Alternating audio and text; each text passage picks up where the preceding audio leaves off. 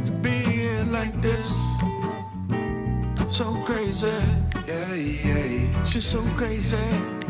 She's so crazy. So whoever is reporting these numbers is not reporting them accurately because, frankly, there should be more money here. How much more? Well, over 3 months, at least 200,000. So whoever job this is, it's probably the same person who's ripping off Bumpy. Junie Byrd? It cannot be. How come you stealing dope from Bumpy? I would never steal from Bumpy. You got a gambling debt? You owe a loan shark? Oh, hell no. What? It's missing, Junie. 200 grand worth of dope disappeared into thin air. Hey, take it.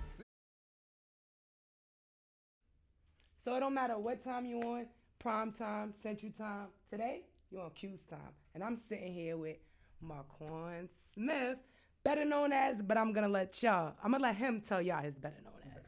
What up, Q? Thanks for having me. No problem, anytime. Yeah.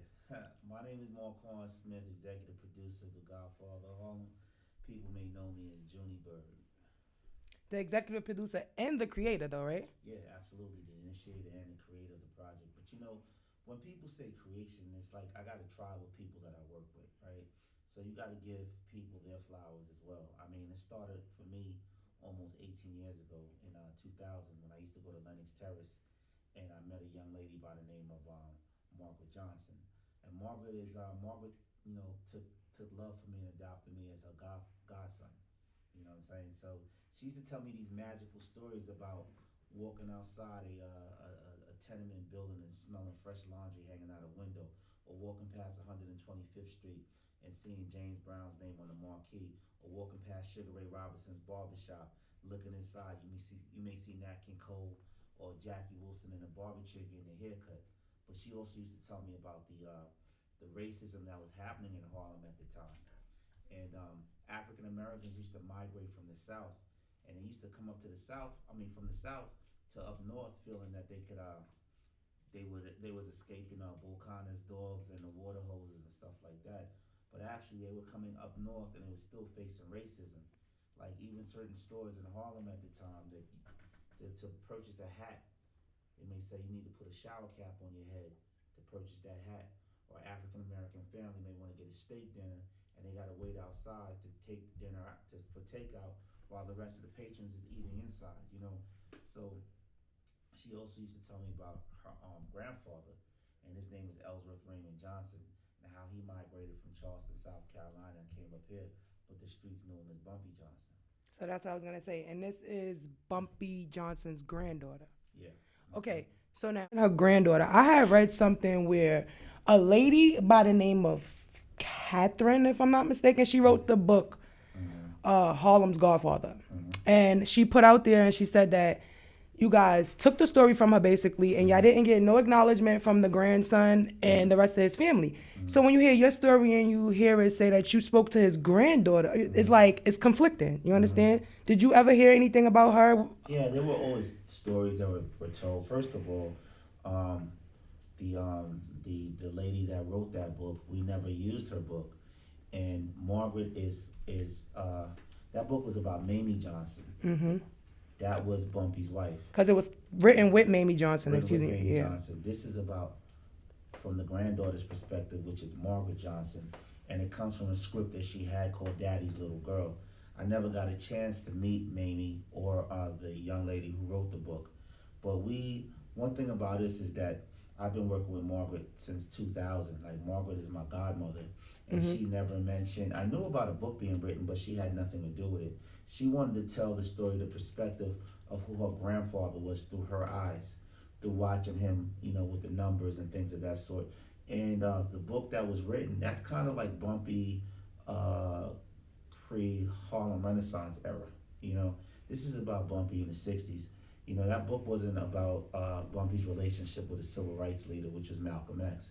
It's a totally different narrative. But, as success comes in life, as things start moving, people start coming out the woodwork saying that they're responsible for certain things, that they did certain things, and that's one thing we never wanted to do was take away from the credibility of anything. We just didn't have a purpose to read that book because it wasn't about her. This was about Margaret Johnson. When I read her statement, that's basically what she said. She was like, she told the story and you guys took it. And there's a whole lot of people that are coming on here actually taking up for you guys. Like, it's a million books that people make over into movies and that the book is not the same as the actual movie. But she says that it's fabricated and that Mamie also says that a lot of the information in the book basically is his life. Like she witnessed it, that American Gangsters kind of portrayed him as a flunky. Well, to be honest with you, I sat up many nights at the Schomburg Museum in Harlem, going through microfilm and doing a lot of research. There's not that much research out there on Bumpy. Bumpy was born October 31st, 1905 in Charleston, South Carolina. If Bumpy was alive right now, he'd be 100 and something years old. You know what I'm saying? So whatever Mamie's perspective was through Mamie's eyes. That was her vision with the lady that wrote the book. This story was told from Margaret's perspective as a young girl growing up in Harlem and watching her grandfather, and it's kind of saddened, that you have her just coming out the woodwork saying that we're responsible for this and we were responsible for that. There's none of our producers, none of our researchers used that book for anything because there was no reason to use that book. This is all coming from Margaret's notes. Margaret sat down and talked to me for over 18 years before she passed away, telling me about the story about the characters such as Nat Pettigrew and Junie Byrd and Chance and all these other wonderful characters. These were all coming out of her lips from the research that we have on video to sitting down and just having conversations, written conversations with her and things of that sort. To me, it's like trying to compare Star Wars to Battlestar Galactica. You know what I'm saying? Steven Spielberg came out with George Lucas came out with Star Wars, you know what I'm saying? And somebody else came out with Battle. It's two different variations of what you're seeing, you know what I'm saying? Whatever the lady was talking with Mamie was the Mamie's perspective as the wife of Ellsworth Raymond Johnson, which I don't know Mamie's perspective. I only could tell you the perspective of what Margaret told me. Margaret didn't have anything to do with Mamie's book. Margaret was working on a screenplay called Daddy's Little Girl, and from that, we took that out and we just I made her a promise that I would get her story told through her eyes of who her grandfather was. And I can say you're doing a very, very good job because a lot of people have learned things about Bumpy that they didn't know before it actually came out. So for there to be so many prominent black people at that time, why do you think that the Italians picked like Bumpy to actually stick with? Because they didn't look at him as a nigger, they looked at him as a Negro. Bumpy, even in Alcatraz, the warden said Bumpy had the highest IQ for a colored man he ever saw. Bumpy wasn't just a gangster, he read Shakespeare, he read Nietzsche. It's urban legend that he beat Bobby Fischer in chess. He has published poetry that was actually published. He has a poem about Alcatraz, So Bumpy was not just a gangster, he was someone who thought, He didn't actually come up to Harlem to be a gangster, he actually came to Harlem to become an attorney, just like what Malcolm X did. But at City College, when he applied for financial aid, and the bursar found out that Ellsworth Raymond Johnson was attached to a black man and said, we don't give financial aid to colored folks, he said, I'm gonna make you eat those words, and he turned to what he knew best, which was a life of crime. Well, back in the days, that's what a lot of them did, though. Yeah. And they started off with a life of crime, and then that's what built their foundation. You know what I mean? So, what is the best advice you would give someone who's trying to launch themselves in music and video? Since I see that you have experience in both, because your brother was Father MC. You said you toured with him since you were 16 years old. 17 years old. So, what advice would you give somebody that's coming up in music and in acting now, since you play a part in both? My best advice is to know that nobody owes you shit. You feel what I'm saying? And don't come up in here thinking that somebody owes you anything. You got to create your own lane, create your own destiny. Stop waiting around for someone to validate who you are. Validate yourself and put in that work. A lot of people, come to me right now and they be like, yo, I want a part, I want a role. Not understanding that I had to audition for my own role, and I'm an executive producer. So what does that mean? Why would I just go all out with my salary? It was just $3,500. You didn't help me do this, but you just feel that you have the audacity or the right to ask me that, you need to put in work just like everybody else did. You know, I sat with Forrest and we ran lines a couple of months during the summertime, you know what I'm saying? You know, if you want to learn more about the business, go to Barnes and Nobles, go get acting for dummies, go get producing for dummies, go get directing for dummies. Learn about your craft. You know, so many people in society want a microwave dinner, but I like the rotisserie chicken that takes a couple of hours to cook and season, you know what I'm saying? Longevity. I like the longevity. I don't like to put it on a minute and all of a sudden it doesn't taste as good, you know what I'm saying? I like the fact of the matter that I learned about my craft. Nice. So when you speak on Bumpy, I see that you speak very highly of him. Yeah. Is it like somebody that you would relate to, like kind of look up to? Like, what do you think? Like, because out of all of the people that you could have did a story on, like, why Bumpy? Well, like I had just recently said, I made a promise to Margaret Johnson, and Margaret wanted to get the story out, and that was my godmother. So making that promise, she told me that, you know, Mark, I'm not going to be here that much longer. She died December of 2016, and that was my focus. It wasn't really just about Bumpy, it was just about granting her wish. But after I did research and found out what type of man Bumpy was, it made it even better, because he was a man that stood for something.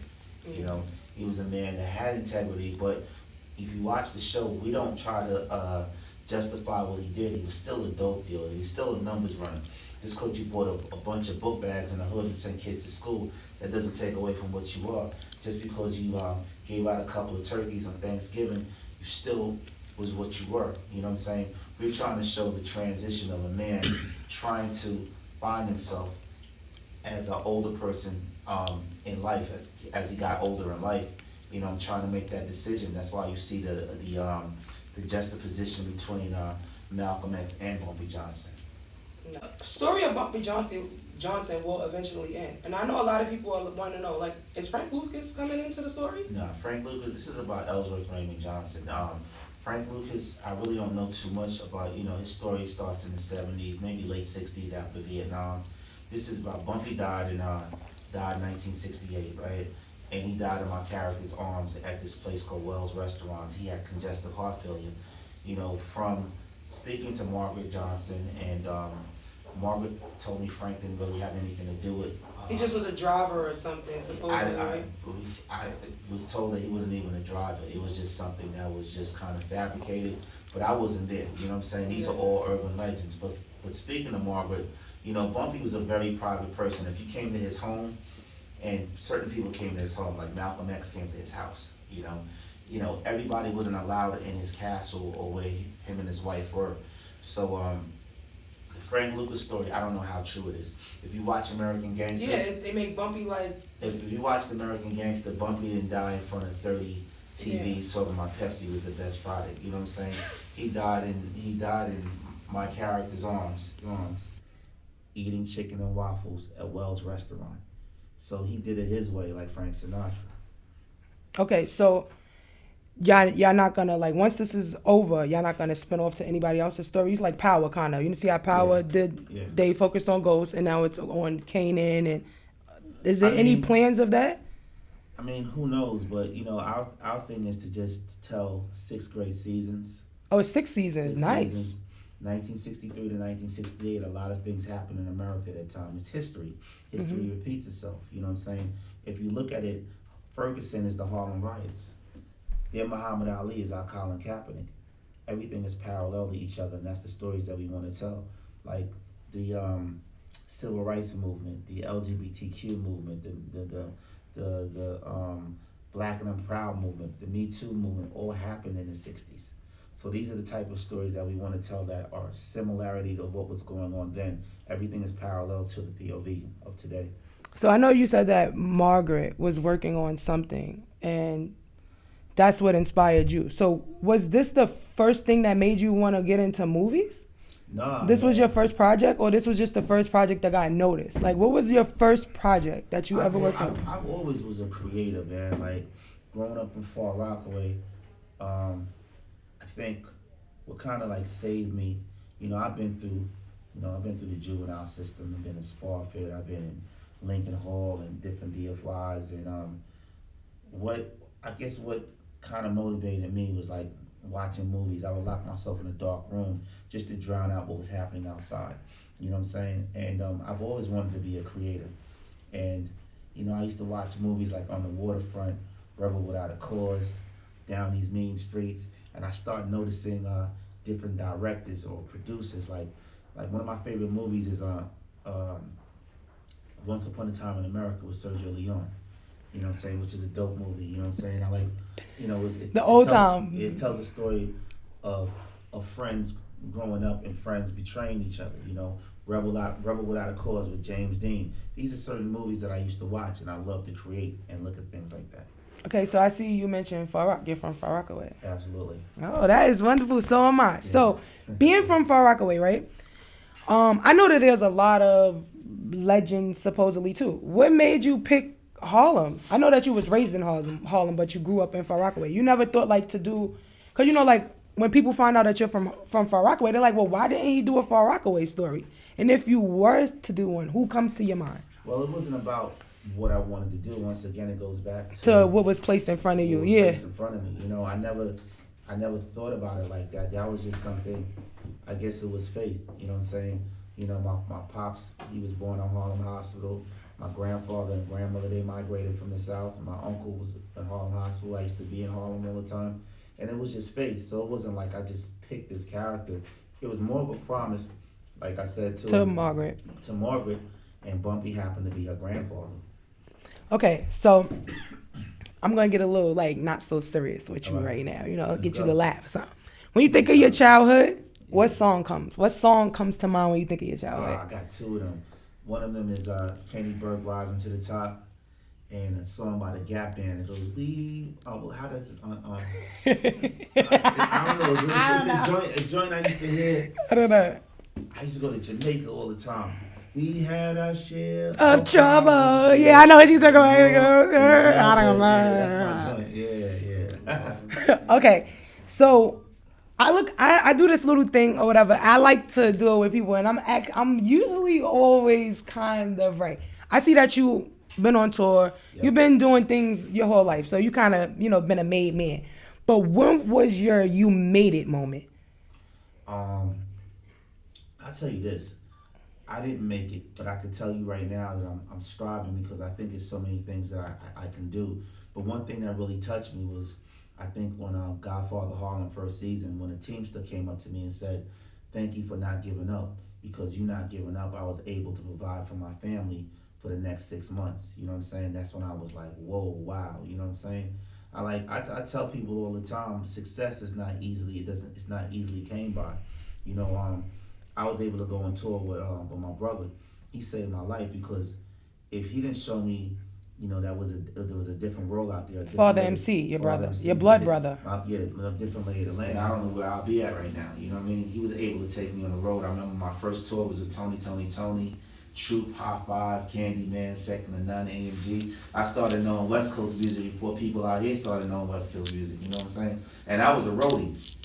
And you know what roadies do? We like the first one off the bus, the last one on. So we didn't have unpacking. Right? We didn't have the groupies and all that other stuff. We had sloppy leftovers. You know what I'm saying? But I was a roadie with Pop. Pop was a good friend of mine. Tupac. Tupac was a roadie for Digital Underground, and Tretch was a roadie for Latifah. So we had many memories. And being on that tour bus and traveling across country, you start seeing like, yo, this is bigger than Far Rockaway, you know what I'm saying?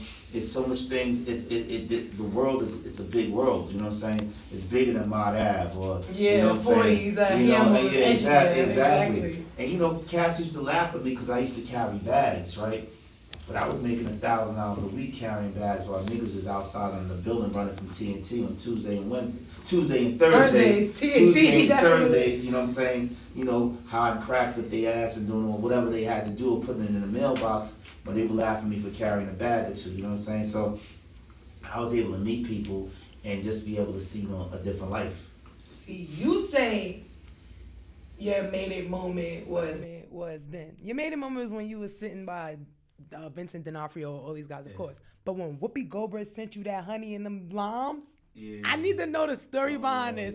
Like, I looked on your Instagram, I'm like, Whoopi, wait, hold on. This is a whole nother... Forrest Whitaker, of course, is big. but you got Whoopi to send you lime too. Like the honey is granted, but she sent you the lime.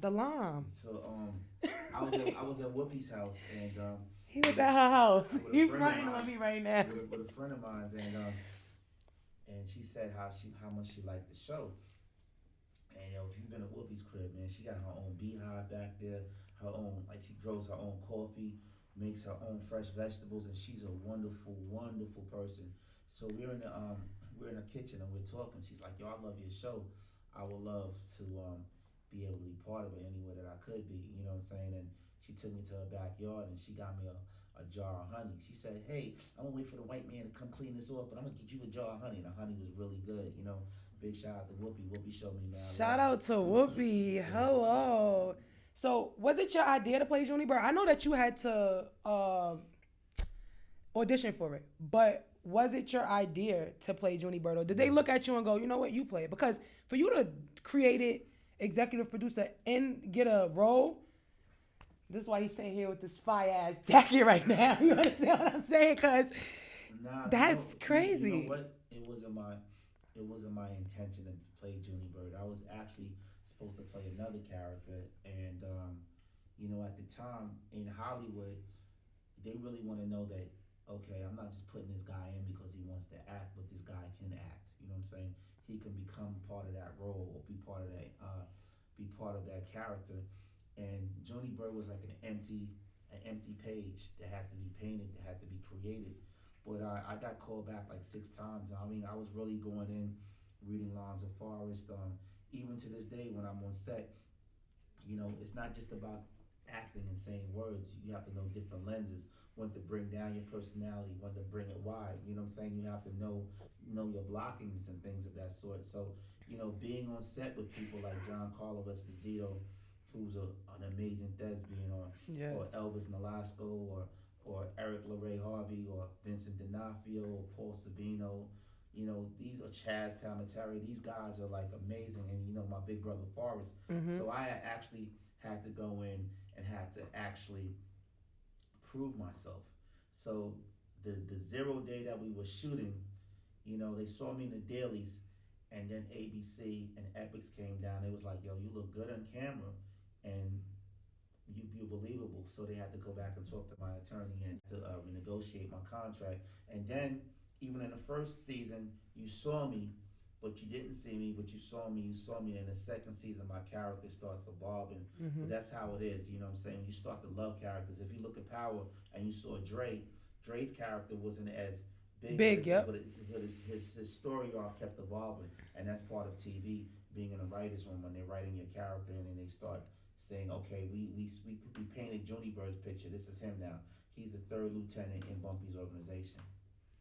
Do you ever find yourself getting caught up in your character? Because I know it has to be hard to because you're such this humble guy. Yeah. Like I said, it's people that see you, they be like, "Oh, he's Junie Byrd," not knowing that you're the creator, executive producer. Do you ever come home and all right, I'm not on set no more? It's hard for me nowadays. Like, I gotta really realize that, and this is a fact that I'm not the same individual, and I can't be as accessible as I was, because even being in certain places, going in the streets, or I might want to go uptown and eat something, it's all cool and well, but you also have to mind your surroundings and know where you are right now, because everybody that sees you is not happy for you. Yep. For your success, you know what I'm saying? And you'll be a fool or an idiot to think that everybody that comes and embraces you with a smile, that loves what you're doing, some of them might just be envious, not knowing what you've been through. So that's why I tell people, when you look at me, don't look at my breakthrough, look what I've been through. I love that. I also see that you modeled for Mecca. Yeah, damn, you did your work. I did my research. I'm telling you, right? I want to know, how do you feel about the fashion industry and how it's moving forward today? Because coming from Mecca, it was all this baggy clothes. Yeah. The fashion was totally different. That's not baggy, you're not tight. So how do you feel about the fashion industry today? I mean, what fashion evolves, you know what I'm saying? With the time music and everything. You won't catch me wearing a man person. That's what I would have said. You know what I'm saying? or you know, baggy biker shorts, or jeans that's so tight, you know what I'm saying? Like your ankles cut off. Like, nah, I can't do nothing that make you look like you got a camel toe or nothing like that. But I do like, that's what I've always done growing up. And this is coming from not having.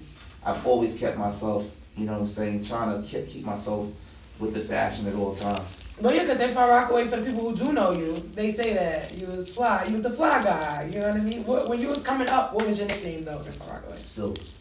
Silk. Oh, all right, smooth. Silk. Yeah, I get it. Silk. So you work with Forrest Whitaker. You on set with Forrest Whitaker. Yeah. You on set with Vincent D'Onofrio. Like, you ever watched Law and Order before? Oh yeah, I did watch Law and Order. How does it feel to like you watching these shows? Like, how does it feel to sit like? Cause that's like me watching you as Junie Byrd, and then now I'm sitting here with you. So like, I know a little bit about how you feel. But like to watch Forrest Whitaker growing up, like at 16 when you were on tour with your brother, did you ever think that this would be your life right now? I didn't have a plan B, so I knew that I wanted to do something special in life, and I couldn't just do the ordinary. I couldn't wake up Sunday morning knowing I gotta go to work Monday and be mad as fuck that I'm going into a job with somebody my age or older than me telling me when I can go to lunch, or when I could take a 15-minute smoke break or something like that. You know what I'm saying? To me, that's not living. That's just existing. You know what I'm saying? I remember getting on the A train in Far Rockaway, and it's a rat race. Everybody just running to work, getting up 7 in the morning, taking that A train to the city and doing it all again. I couldn't do it. I've always wanted to be able to control my own destiny. So I always thought that I was going to do something, but I didn't know I was going to do this. Yo, you know how much, you don't understand how you just made, that's me. I've always had dreams of being rich. Like, fuck a plan B, because my plan A gonna make it. I don't know how, but it's gonna fucking make it. I don't care what they say. Like, all right, so I see that you have pictures with Michael K. Williams. Yeah. Rest in peace. Yes. You know, the people know him as Omar from The Wire. Yep. Where did your relationship start? Was it from the actual, like, entertainment, or before? Yeah, Mike knew me since I was like 15 years old. Actually, father grew up with Mike in Vanderveer houses, and he's Flatbush. And the Williams are like family friends, Miss Paula and the rest of his family, Patrick.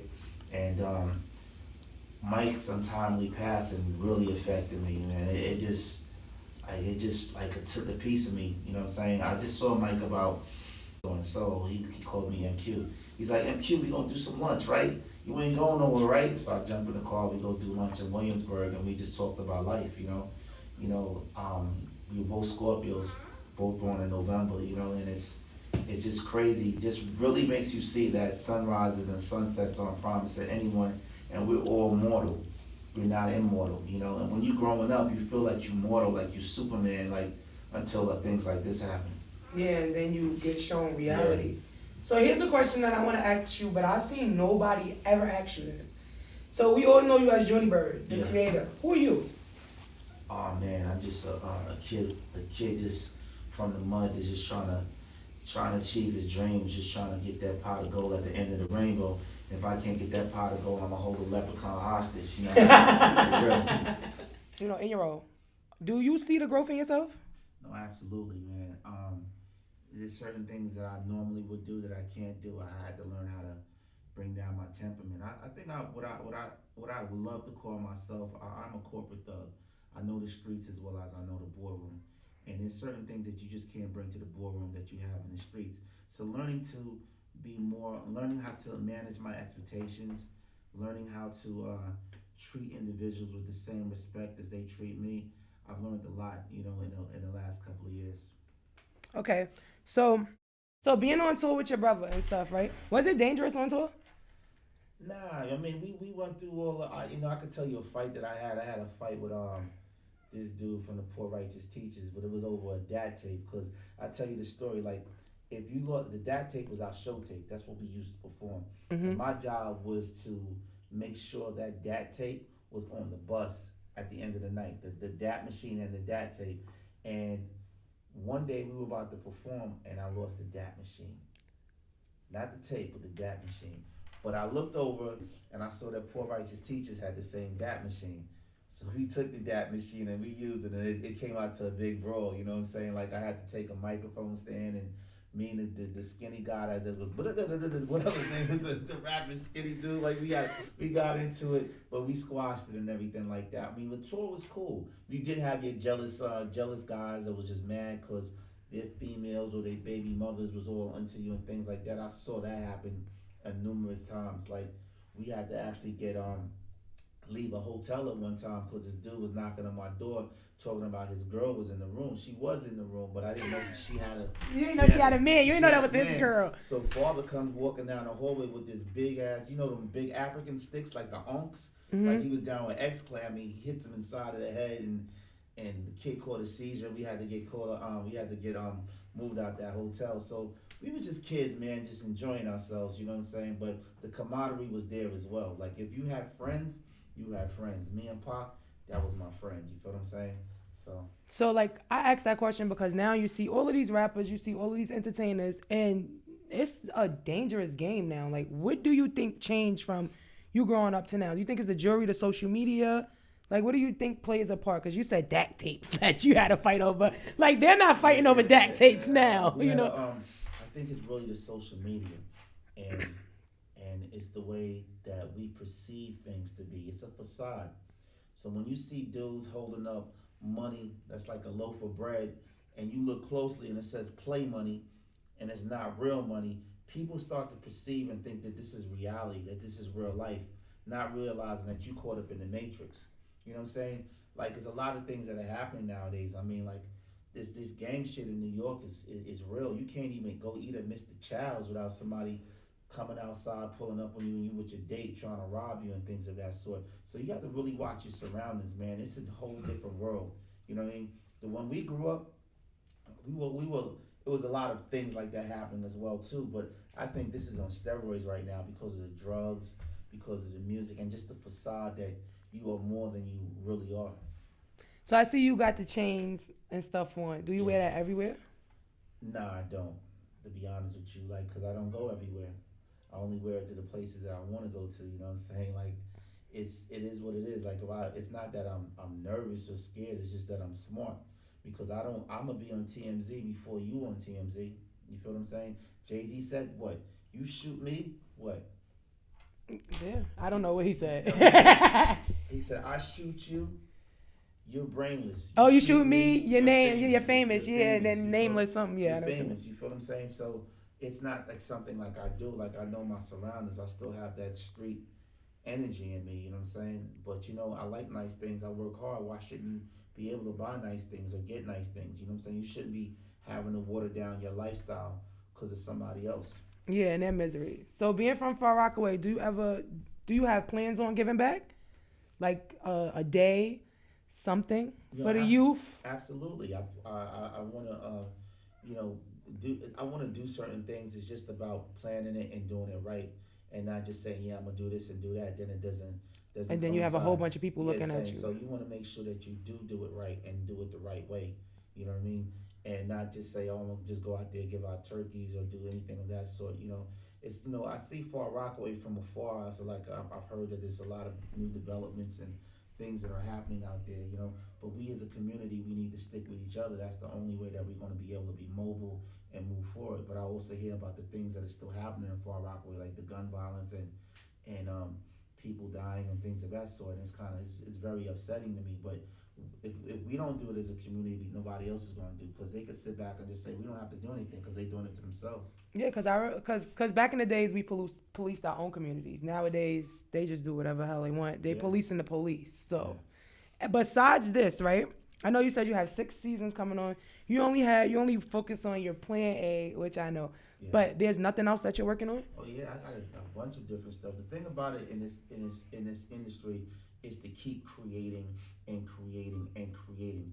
So that's when you ask me that question, do I think I made it? No, I didn't make it, because I'm still creating. You know, being comfortable, that's a scary thing. You know, sleep is the cousin of death. You don't just sit there and say, yeah, I made it, I'm good. You say, no, you're not good. You got to keep creating because somebody else is doing the same thing.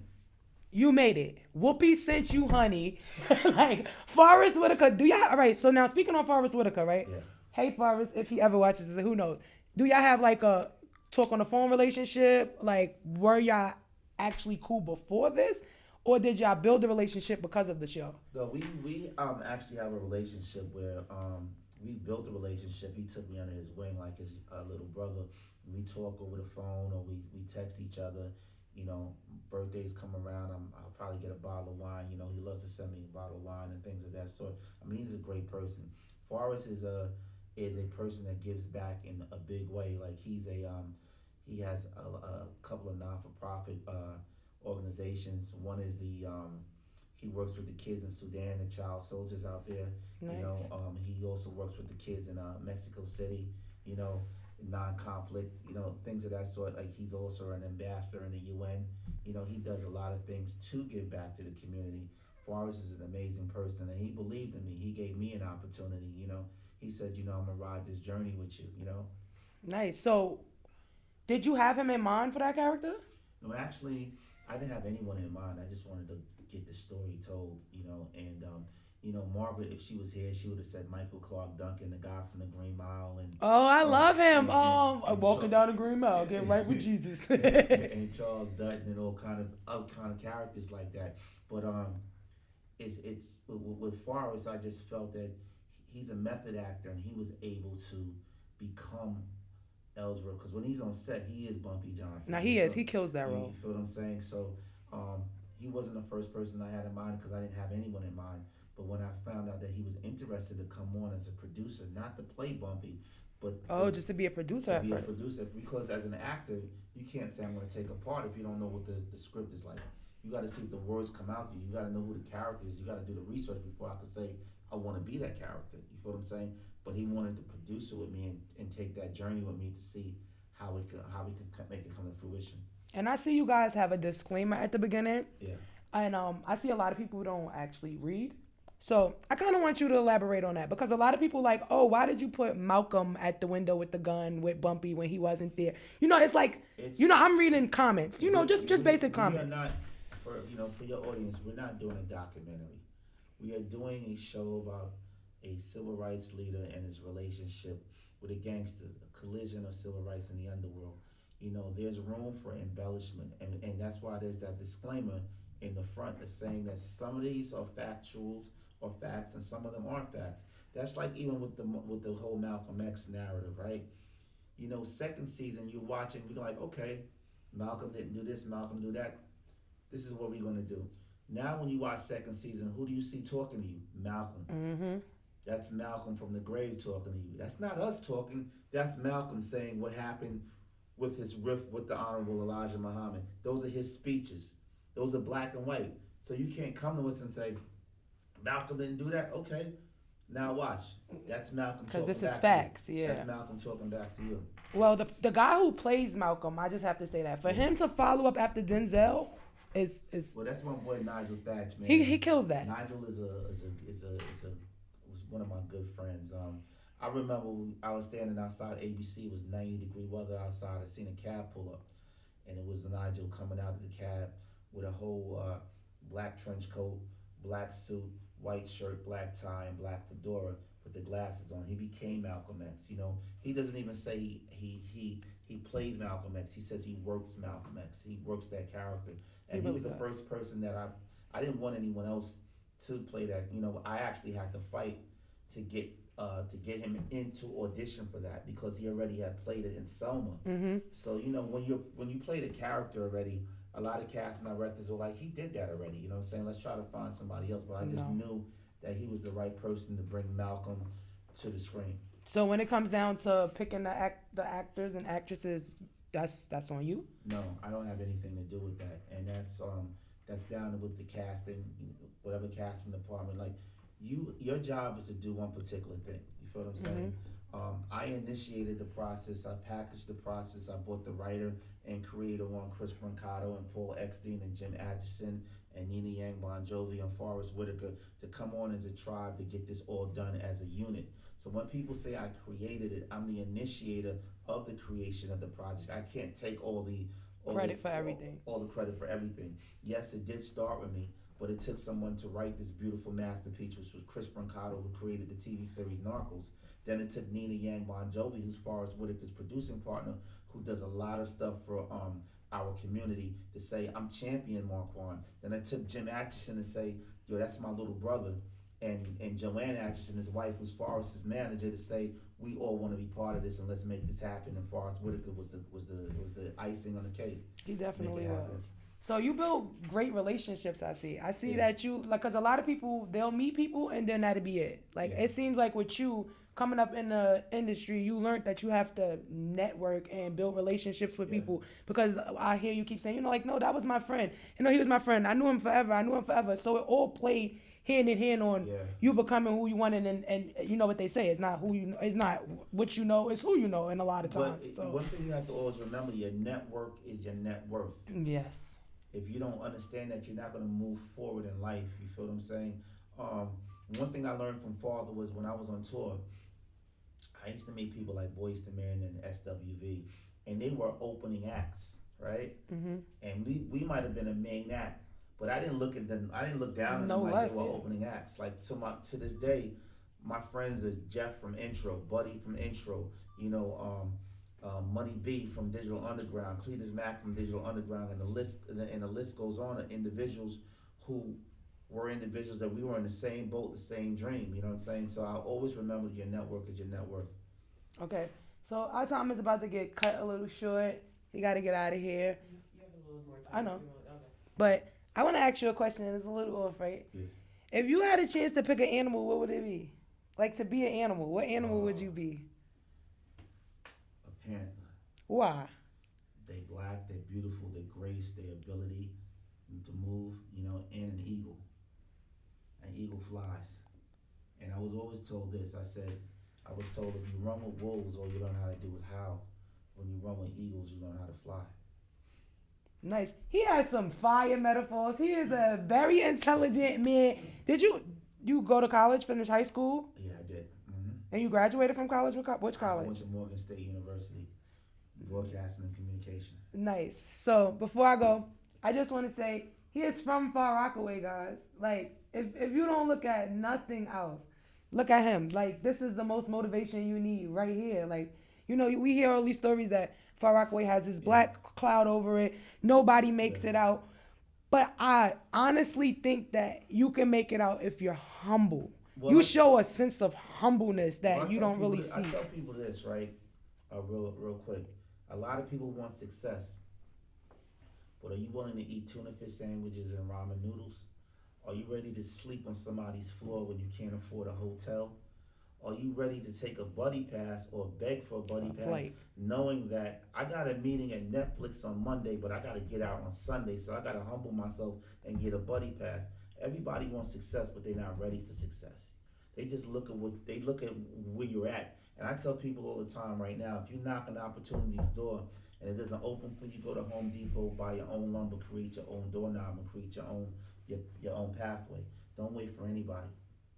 I like it. I love it. Thank you for sitting with me. It's Kews time. We out of here. Markuann Smith, your Instagram? It's at MARKUANN, Markuann. You have a Facebook?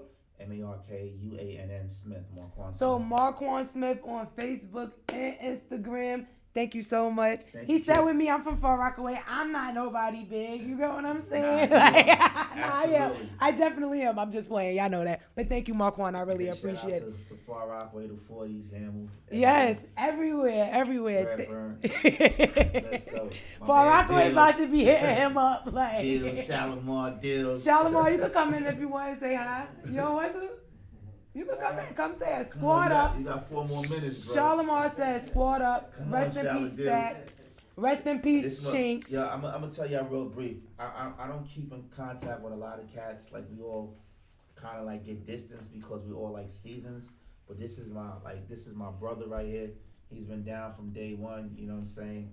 The only dude that eat vegetarian food and still got a stomach.